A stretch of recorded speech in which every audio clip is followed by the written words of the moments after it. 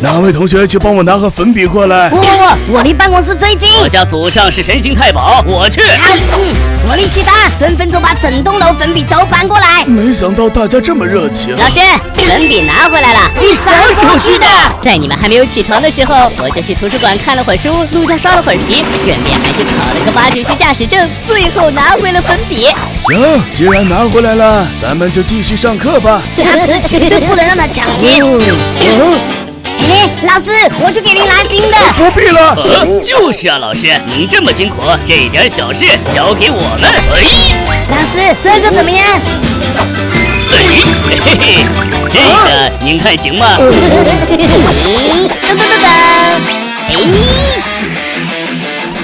老师，您的眼睛我治好了。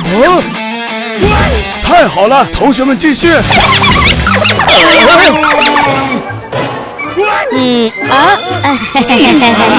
下课了，停题。这次一定要逮住机会溜出去。黑板是不是够不着啊？我去给您搬梯子。不用了，小蜜蜂没电了，给您找个新的。喽，是时候展示我的老手艺了。别以为我不知道你们想干啥，都给我老实上课。只能用拉走了。维尔图，如今升学率暴跌，需由你携徒儿们去西田取点教材，你愿去否？我愿去，可我徒儿在哪儿呢？师傅！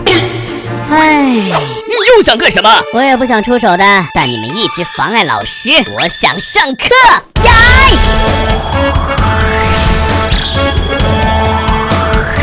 老师，我帮你取回来了。今年的奖学金得主依旧是锤锤。歪心思不能有啊，还是老师学习吧。